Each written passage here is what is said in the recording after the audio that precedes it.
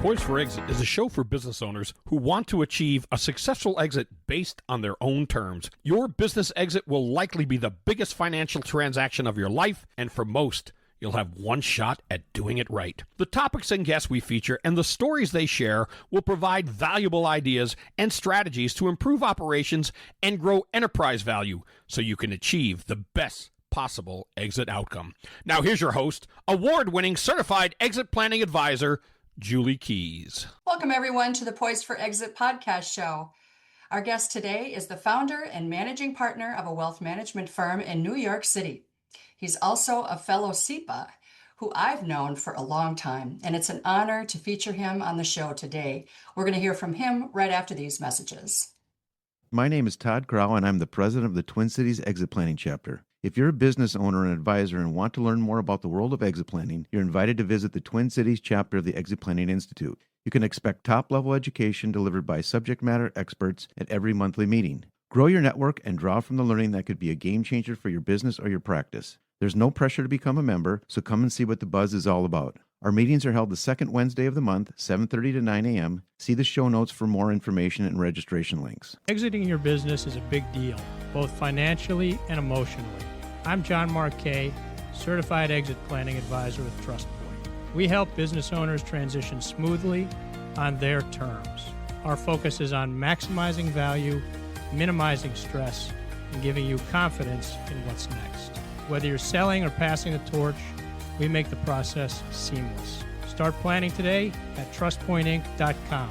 That's trustpointinc.com. Thinking about selling your business in the next few years? Don't wait to start planning. I've seen too many business owners wait too long and regret it. Freedom Financial Partners are financial advisors who specialize in exit planning for business owners, helping you reduce tax surprises, protect what you've built, and quantify how much you need from the sale. Their proven process helps you think beyond your business so you can move forward with clarity and confidence. The longer you wait, the fewer options you may have.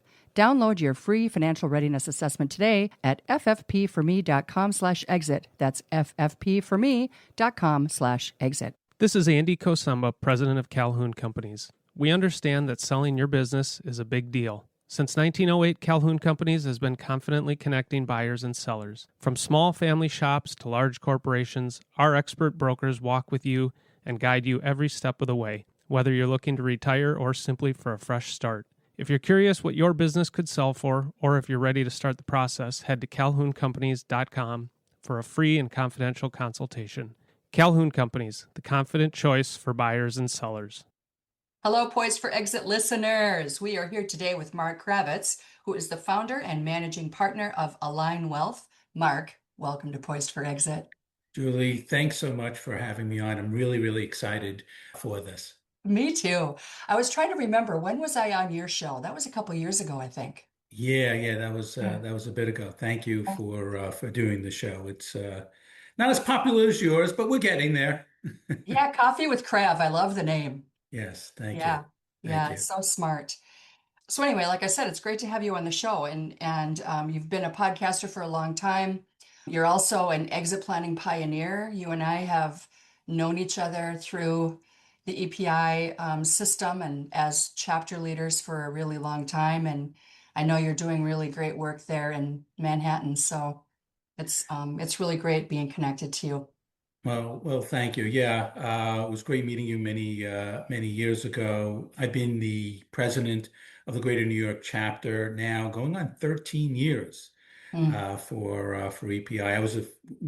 Our group was the first to do the Business Owner Forum, which we have once a year. It's fantastic. We have 100 people coming to the Harvard Business Club, and we sell out every year. We're going to do our 13th annual this year. So it's been a lot of fun, and EPI has been great to me, and we try to teach on a quarterly basis. We get together, we try to teach our practitioners what to do to help the business owner get ready for an exit. And we've won a bunch of awards. Probably the best one was sharing with you the exclusive exit planning Circle of Excellence that you and I had received back in 2024.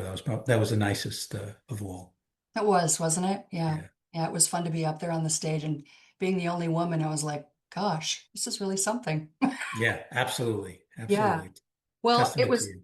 and thank you, and to you too. Yeah, I can't believe it's been what, 7, 8 months now since I came out and visited and talked with you and your members of your chapter and talked about team building and collaboration. And you have a really great group. So kudos to you. Thank you. I'm Thank sure you. that they really appreciate having you as their leader. But so let's step back a second and talk about you and how you got to where you are, because it's not by accident, I'm sure. We were talking before the show started that you have a very distinct why, like why you do what you do, and I definitely want to talk about that. So let's talk a little bit of history and then share with us your why. All right, so I'm going to go back in history, back to World War II, believe it or not. Okay. My dad was living in Poland and the Germans were coming, Mm, and he had to, with his mother, father, and sister, he was 6 years old, they had to escape, and they got onto a ship that was supposed to go to Manhattan, but it was rerouted to Cuba. oh my God. So yeah, my dad was, but Cuba was okay. Cuba was Sure. accepting people at the time. Cuba At the time, was sure. was fine, and my dad was able. He lived in Cuba for many of his formative years, and then he was able to go to actually Brooklyn, New York, and eventually met my mother. They married. My father was 18. My mother was 16, Sure. and then my father got into the garment industry and he was a runner and he slowly moved up a little bit till eventually he did have his own company. So it was him and his partner Sam, and they had their own company. They were in buttons and zippers, and they did pretty well. They probably had 13, 14 employees. Unfortunately for him, and he was a very proud man, came from other two different countries and Yeah. and and uh and did pretty well until the business started to move to China. Almost the whole garment industry just up and left. He didn't have an exit planner. He didn't Mm, have one of us. He didn't have a SEPA say, hey, listen, you might right. want to monetize your business. You might want to do something. So you had this proud man that created his business, and the Yeah. business went out of business. Mm, And I just remember, and it still hurts me to this day, looking at my father on his recliner that he would go on every day when he would come home from work, just, really distraught about what happened. And it was kind of after that that I said, you know what? I'm helping people with their assets. I'm helping, being a financial advisor, I'm helping advise them.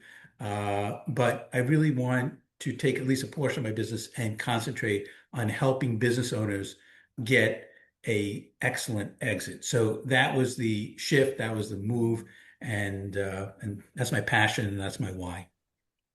totally understandable. Totally understandable. I'm sure that your father is proud of you for the work that you're doing. Yeah, he's gone, but Mhm. yes, I'm sure he's up there looking down saying, yes, Mm. you did that. And quite frankly, I've helped over 200 business owners, families, individuals get ready for and go through the exit of their business. We do a lot of pre-exit planning. So my passion is to help people with this pre-exit planning. Well, of course. I mean, with being a SEPA and being in one for so long, having the passion for the business owners, it makes total sense. Maybe that's a good segue for us to jump into the services that Align Wealth provides. You've built yourself quite a team. I know you're the managing partner there and the founder. What is it that differentiates you? Obviously, exit planning, but maybe tell us more about that and tell us about some of the things that you do that bring your clients to you. Yeah, so it is this pre-planning. So if you take a business owner, it's a lot of pre-planning. Yes. And I would say that if a business owner is, within 3 years of getting ready to exit their business, I'm a good resource to talk to just to, in a lot of cases, we deal with business owners that have never gone through an exit before, not someone that's multiple exits, but never gone through that. So the fact that we've gone through so many exits with a lot of different people in a lot of different industries and businesses, we can give them kind of a concept and an idea of what they should be expecting. And I go back to EPI, which talks about the three legs of the stool, right? Get your business right, get your personal financial right, and know what you're going to do afterwards. Hmm. I leave getting the business right to outstanding people like yourself that help get the business owners ready for that exit. But Hmm. what we do on the pre-planning side is more of that personal financial.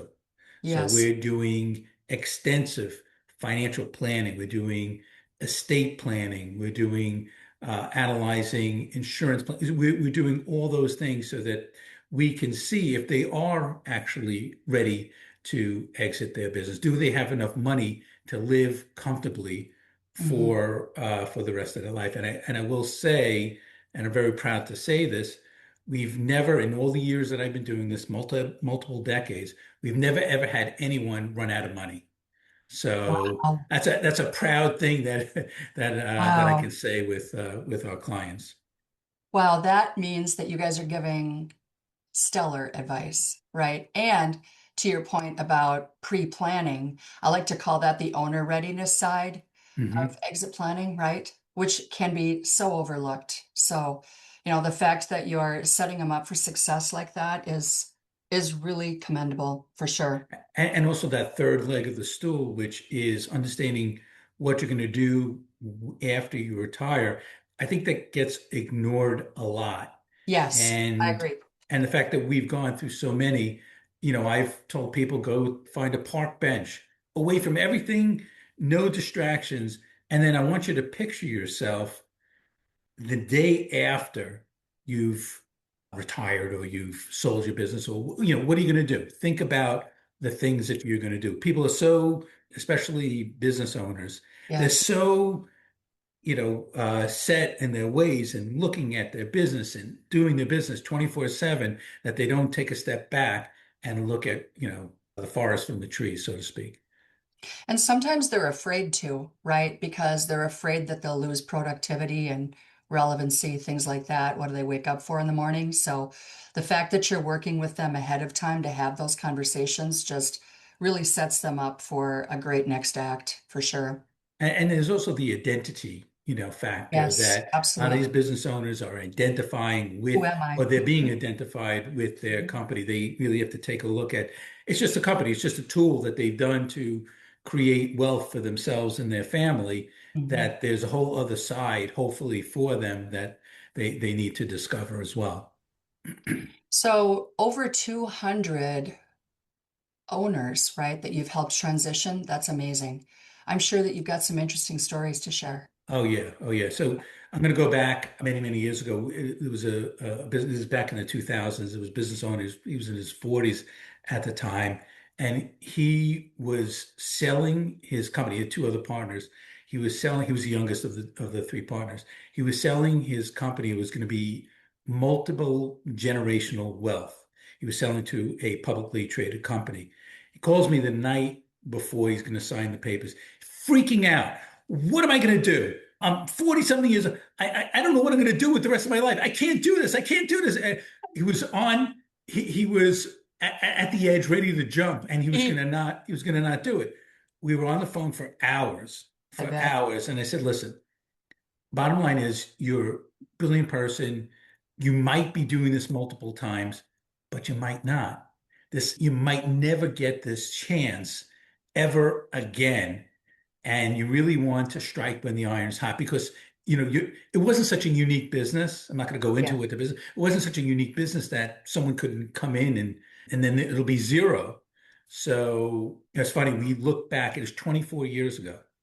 In Wow. 24 years, we've looked back. He's never done anything ever again that kind of created that kind of wealth. So Wow. he had all that wealth, and we've managed the assets, and he's done Sure. fantastic. He's never had worry about money, and it's multiple generational. But he's never created another company that created any kind Mm. of major thing. So that's Yeah, that's one interesting story. Um, Great story. another is, so, we talk about value companies and income companies, right? A value company is where you're taking money, you're pouring it back into your company, pouring back into your company. You're trying to grow your company, and hopefully you'll sell that company at a higher multiple. Sure. And, people will use someone like you, Julie, that will maybe they were going to trade at 4 times multiple. You can get them to 6 times multiple, increase their revenue, and now that they have huge amounts of money, right? So that's a value company. There are other people that, have an income company. And what I mean by income company is they're making money for themselves. And when you have an income company, and I make, I don't cast aspersions. Whatever they want, that's fine. They just have to understand you can't get paid twice. So if you create an income company, you can't get paid like a value company.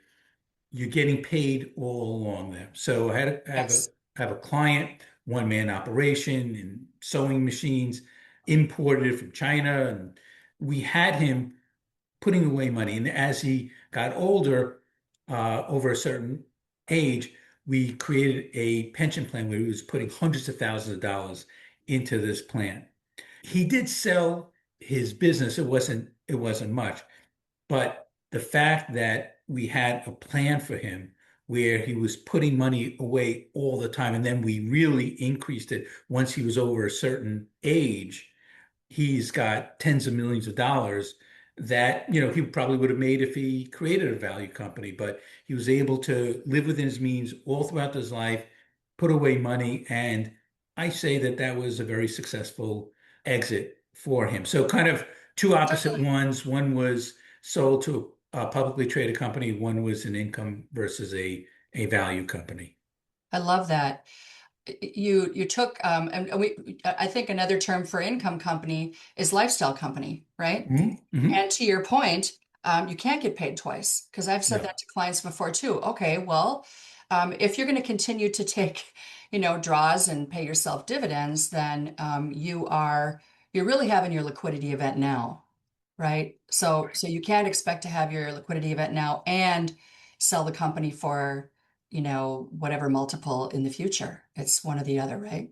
exactly. But That's exactly right. yeah, and there are some businesses that just lend themselves to being income companies. But Mm, you took that and flipped it on its head, made good right. advice. He took your advice, and now he's not sitting with like many of the others who are in that position who don't have anything to sell and used up the liquidity. Yeah, if you're just taking your money and using it for your lifestyle and not putting Right. anything away, it's a recipe for disaster. Yeah, unfortunately. So the last time we talked, Mark, we were talking about some tax strategies and Mhm. especially going into business transition. And I know that you're a New York resident, but you also have a residence in Florida. And Yes, we were talking about, some of those more tax-friendly states where people who are, getting to the age where it's time to start thinking about that are moving to. So, and I know that you've got clients that you've advised in this arena as well. So let's finish the show talking about that as a strategy. There's a lot of business owners who listen to this show, a lot of them who are thinking about it, maybe especially if they live in states like Minnesota, who are very high tax states. So I will let you talk right. about that. I might use New York as the example, but Sure. it pertains to your state and and really most high tax states. But so first of all, let's just say we're going from New York to Florida. Florida's a no tax state. So there are 5 things that they need to look at. And I can go into details on it. One is where's your home? The second is where's your active business involvement? The third is where do you spend your time?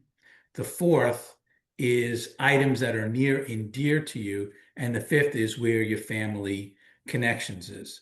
Mm, So, what are you worried about? You're worried about an audit, right? So, an auditor is going to want to know what the intent is of the person. Where does this person intend their primary residence to be? So if someone, let's just say, is in New York and they want to move to Florida, what is the reason this person is establishing residency in Florida, right? So Mhm. what's the intent? If it's just to, lower their taxes, that might not fly. So there are certain things. Let's look at the home first, right? You need to purchase a home in Florida, right? Or rent a place, but hopefully purchase. And if your home costs more than the one in New York, as an example, or is larger than the one in New York, these are things that the order that they'll be looking to do.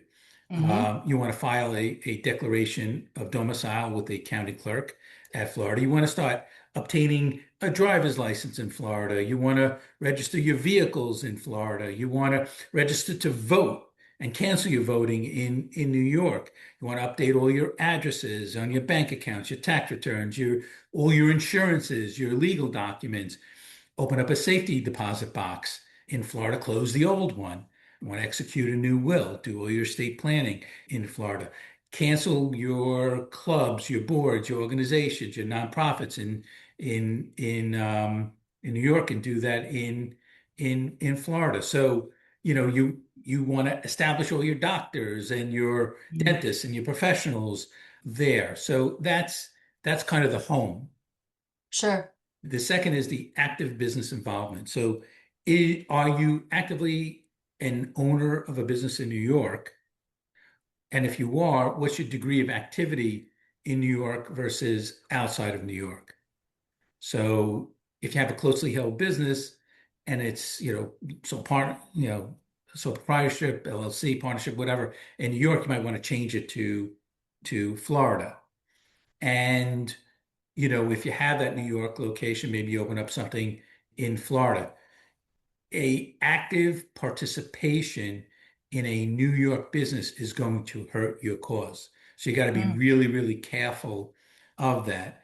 In addition, if you have, let's say, offices in New York and you're consistently visiting it when you're in New York, once again, that's going Mhm. to hurt. That's going to hurt you. So you have to look at active business involvement. Third That is makes time. total sense. Yeah, you got to prove it all out.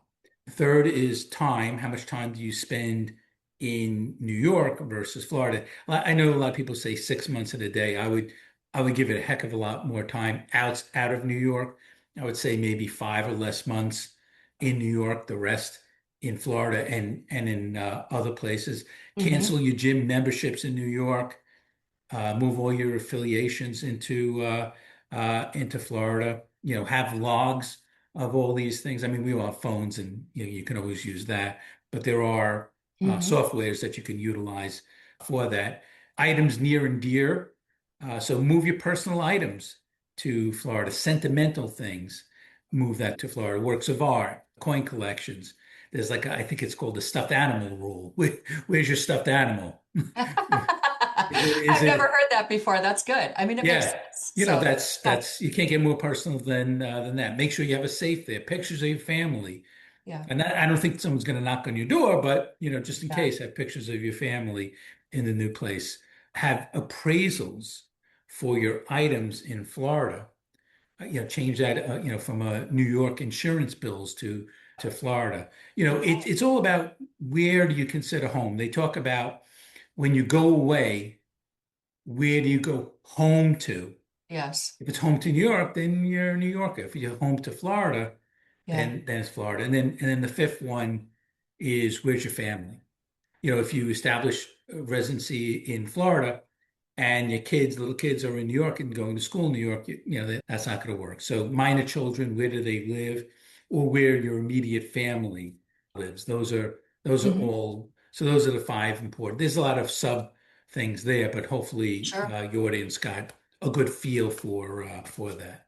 No, those are really good tips, Mark. Thanks for sharing those. In fact, I don't know that I've gone into this depth with a guest before about this opportunity that, business owners can take advantage of if they so choose.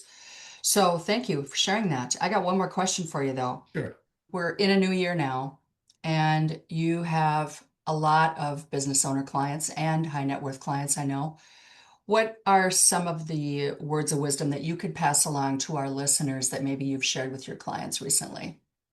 I would say, and this is, I can tell you investment wise, but more personalized because a lot of clients are like friends Sure. at this point. Mine is peace and just be kinder, just be a little bit kinder Mm, to family, to others, be a little bit more patient in this type of world. So that would be my message. I can talk investments if you want, but that would be my my major message for the year. I love it. I love it. Yeah. Any thoughts on the markets or any kind of investment tidbits maybe that you could share real Sure, quick? sure. I'll give you one. So there's a 4-year presidential cycle, and it doesn't matter Trump or Republican, Democrat, it doesn't matter.